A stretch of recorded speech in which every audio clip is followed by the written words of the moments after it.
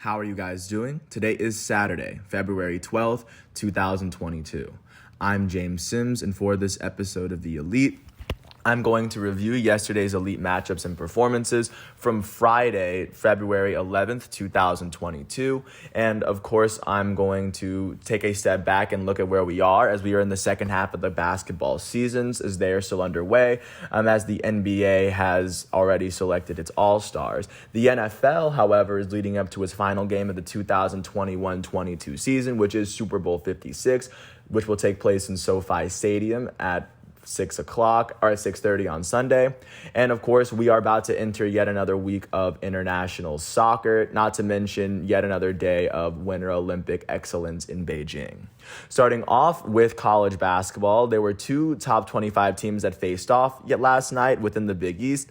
The 25th ranked Xavier Musketeers hosted the 24th ranked UConn Huskies. Xavier beat UConn 74-68. They won this matchup by 6 after outscoring UConn by 3 in both halves. On the losing end of this matchup, the 24th ranked Huskies were led in scoring by their starting guard, RJ Cole. He finished with 22 points in 29 minutes. He shot 8 for 17 from the field, 3 for 6 from 3, and 3 for 4 from the foul line. On the winning end of this matchup, the hometown Musketeers were led in scoring by their starting center, Jack Nunge. He finished with 22 points and 9 rebounds alongside 2 steals in 35 minutes. He shot 6 for 11 from the field and 8 for 10 from the foul line. Of course, with this win, Xavier is now 17-7. They are now 7-6 in the Big East. With this loss, the 24th ranked UConn Huskies are 16-7. They are 7-5 in the Big East.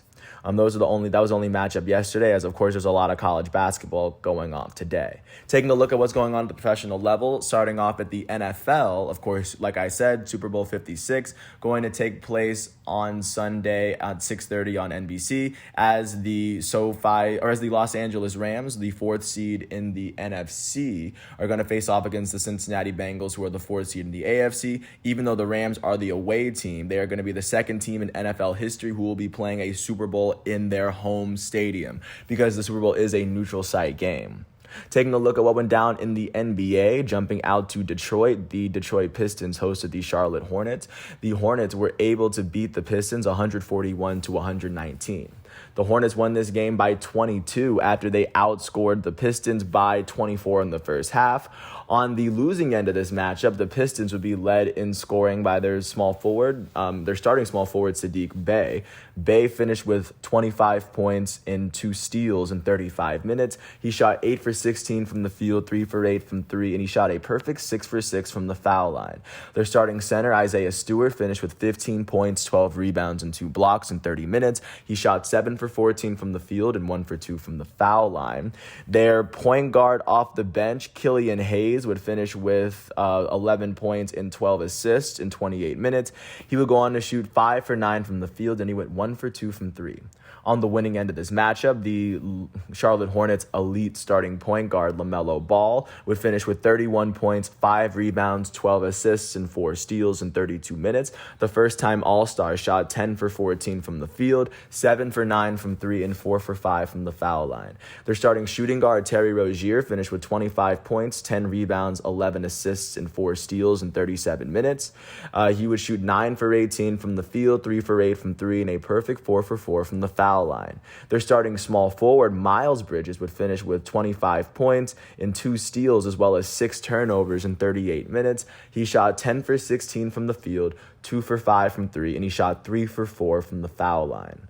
With this win, the Charlotte Hornets are now 29-28 on the year, and with this loss, the Detroit Pistons are now 12-44 as they're one of the few teams that have already clinched a losing record so far.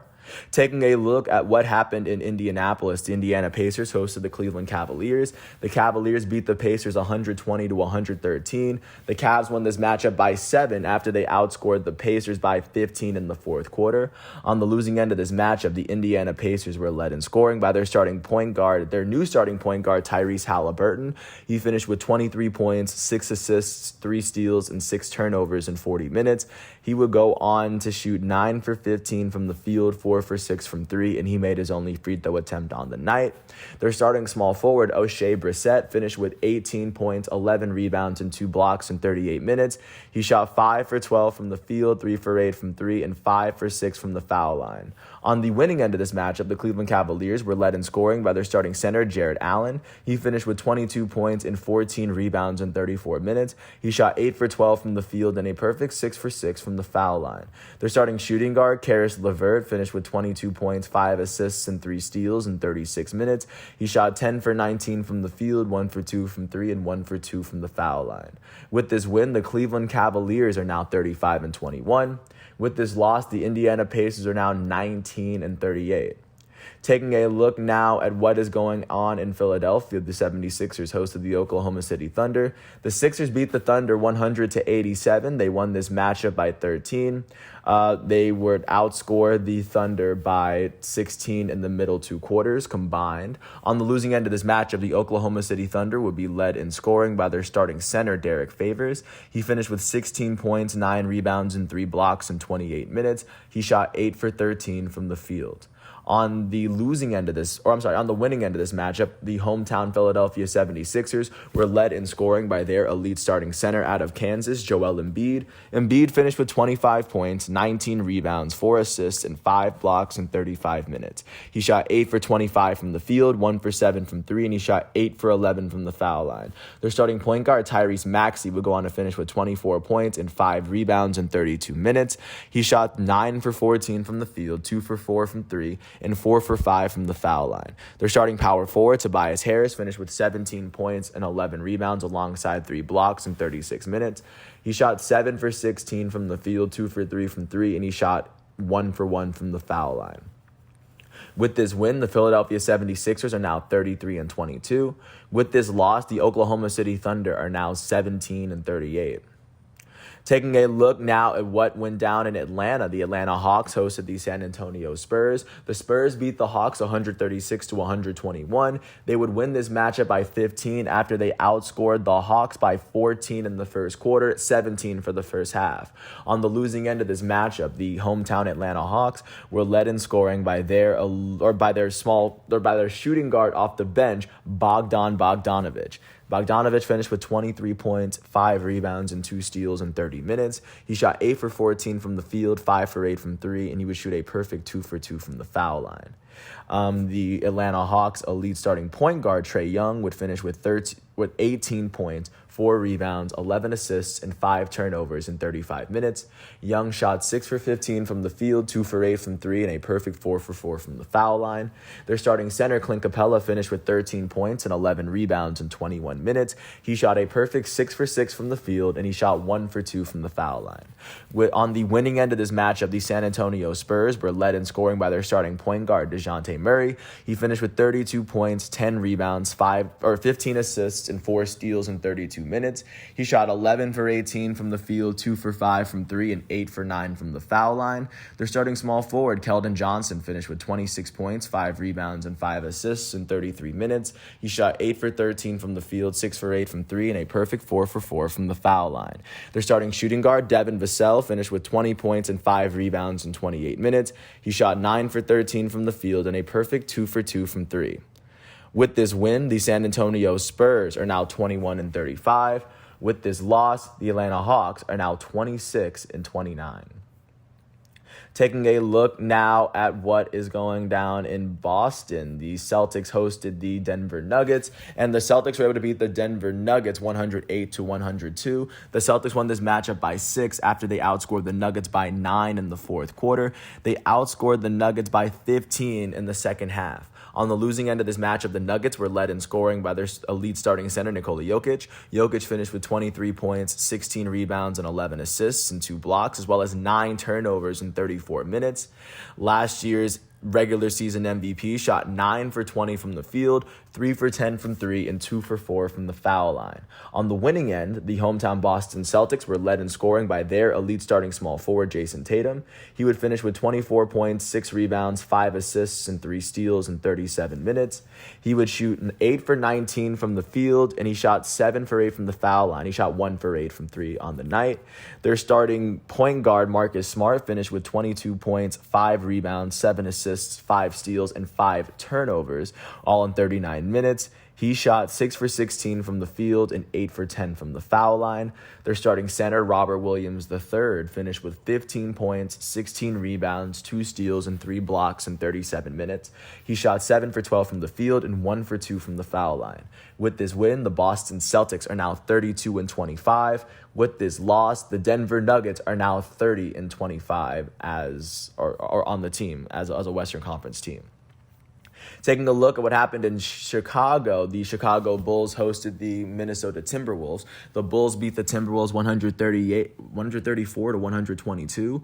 The Bulls won this matchup by 12 after they outscored the Timberwolves by 11 in the fourth quarter. On the losing end of this matchup, the Minnesota Timberwolves were led in scoring by their elite starting small forward, last year's number one overall pick from 2 years ago, Anthony Edwards. He finished with 31 points, 6 rebounds, and 8 assists in 37 minutes. He shot 12 for 22 from the field, 3 for 9 from 3, and 4 for 6 from the foul line.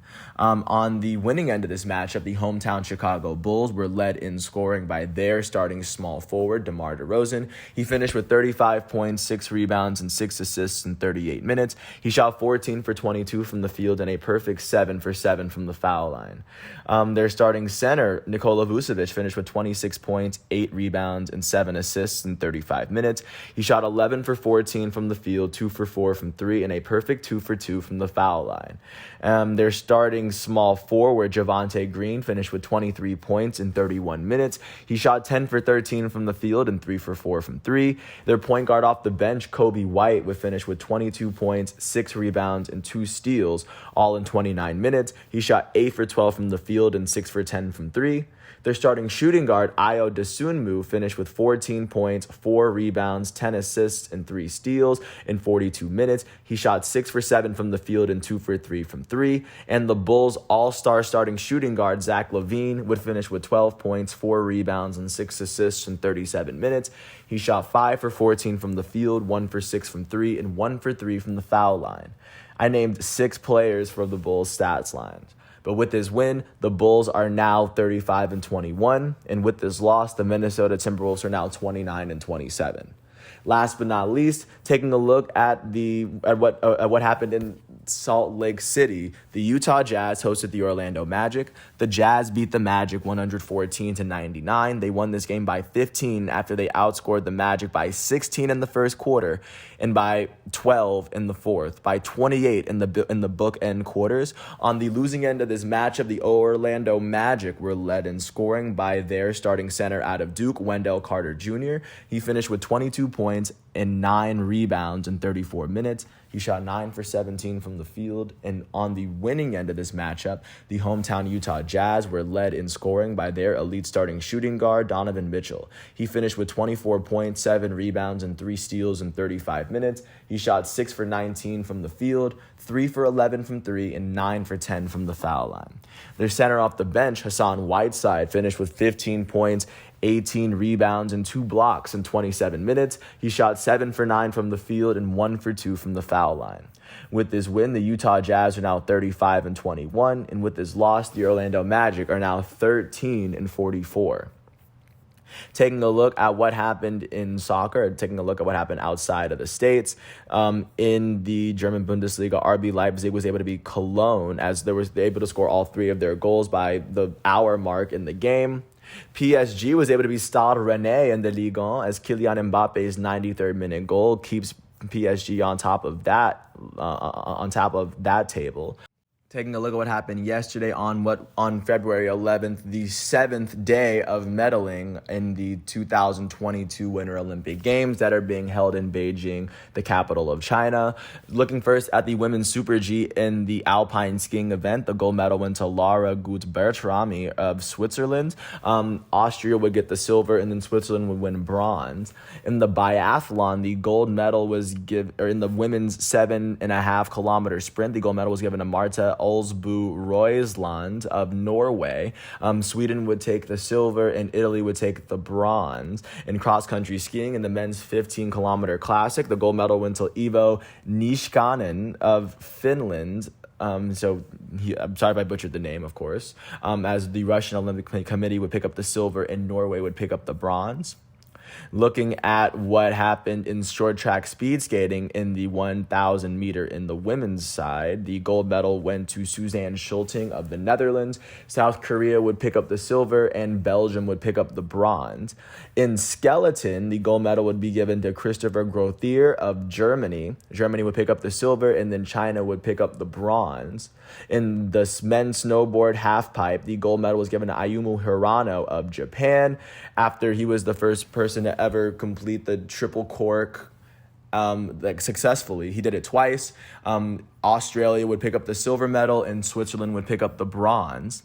In men's 1,000 meter ski, or in men's 10,000 meter speed skating oval, the gold medal would be given to Niels van der Poel of Sweden. The Netherlands would pick up the silver, and Italy would take up the bronze. And that is everything I have for you today. And once all of today's exhibitions, matchups, and Olympic events are concluded, for today, I will come back tomorrow on Sunday, February 13th, which of course is known to many others as Super Bowl Sunday. Thanks for listening to this piece. I hope all is well, and I'll catch you with another episode tomorrow. Peace out. And also, I do want to thank the ESPN, NCAA, NFL, NBA, FIFA, and Olympics websites for giving me all the facts and figures that I need. And of course, if I did butcher the names along the way, I do apologize. I do eventually plan on getting them right. But with that said, thanks once again. I hope all is well, and I'll catch you with another episode tomorrow. Peace out.